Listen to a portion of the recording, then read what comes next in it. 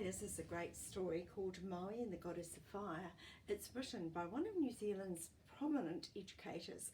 His name is Gavin Bishop. He's done both the story and the illustrations, and it's another beautiful scholastic book. Yes, indeed, Maui was always playing tricks, and one night when he was feeling particularly mischievous, he decided to put out all the fires in the village just to see what would happen. Oh, doesn't sound very kind. The next morning when the slaves went to cook breakfast, there was a great commotion. The fires in the cooking house were dead. Maui's mother ordered her servants to go and get some more fire from Wahika, the fire goddess. In those days, Maui's grandmother, Wahika, was the source of all fire, but the slaves refused. They had heard of the place where the goddess of fire lived and were too afraid to go there.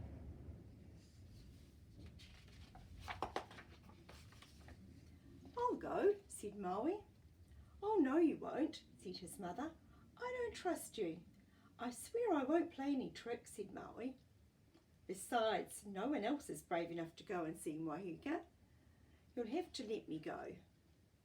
"Oh, all right," said his mother. His mother said at last, "But Maui, don't tease your grandmother. I'm warning you, you'll be sorry if you do." Maui left the village and followed the wide path that his mother told him to take.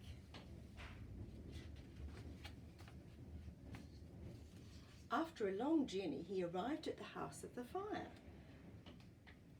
and was filled with wonder at the sight of the place. The old woman was sitting by the door of her whare, and that's her house. It's called a whare. "E koe," called Maui. The old woman slowly stood up. "And who are you?" she asked. "I'm me.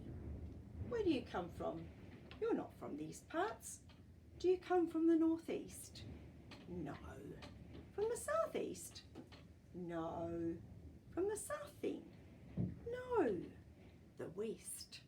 "No." "Do you come from the direction of the wind that is blowing in my face?" "Aye, I do." "Ah, then you are my grandson, Maui Potiki." Wahika stepped forward. "What do you want from me?"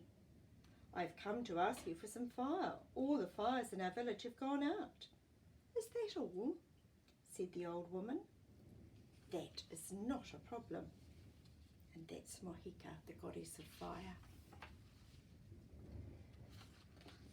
She pulled out one of her fingernails. As she did so, fire flowed from it. She handed it to Maui, who took it and hurried off towards home.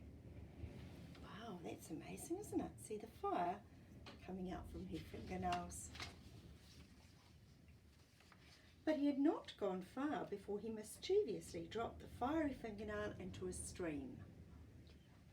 He went back to Wahika and told her that the fire had gone out. She pulled out the nail on her third finger.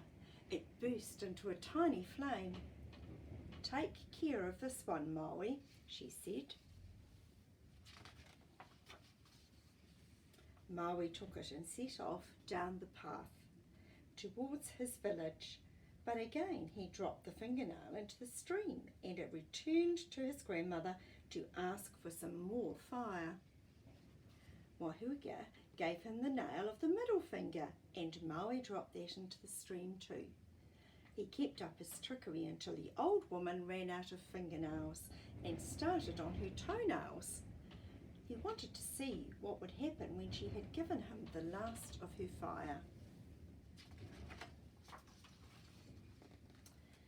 When he returned for her last nail, Wahika screamed at him, "You're playing tricks on me, you wicked boy."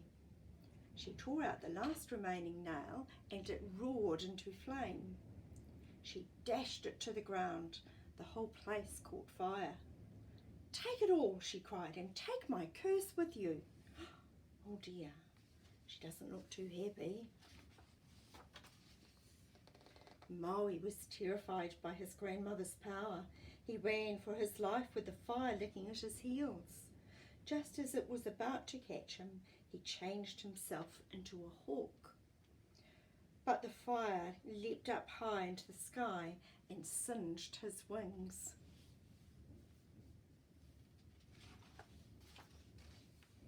He flew on until he reached the sea. There he changed into a fish and dived into the water. But the water began to boil and he leapt out in agony. There seemed no escape. The very land itself was on fire. Goodness. So Maui called to his ancestor Tawhiri-Mātia, the god of wind. "Bring down some rain or I'll perish." Tawhiri-Mātia heard Maui's plea and felt sorry for him. He sent a huge gale that brought torrential rain down to the fire. There you can see Tawhiri-Mātia's face in the sky. Eventually the flames were doused and Mahika was zapped of her power. Her screams were deafening as the waters rose around her. There she is. As she returned to the safety of her house, she threw the last remaining seeds of her fire into a rata tree. But it would not accept them, so they went instead to the totara, the patiti, the pukatia, and the kaiomako. Wow. Maui returned home to his village without any fire. "Oh, his mother wailed. "You played tricks on your grandmother, didn't you, Maui? Don't expect me to feel sorry for you." "I don't care," laughed Maui. "You'll have to find some fire for yourselves." And he ran off to tell his brothers of his adventures. Wow, not very kind. The people of Maui's village soon discovered the seeds of fire hiding in some of the trees of the forest. And from that day on, fire was released by rubbing together dry sticks from the totara, the patiti, the pukatia, and the kaiomako. Wow, what a fabulous, fabulous legend that is. Hey, I hope you've enjoyed listening to and watching this story today. Until next time, my friends, ka kite.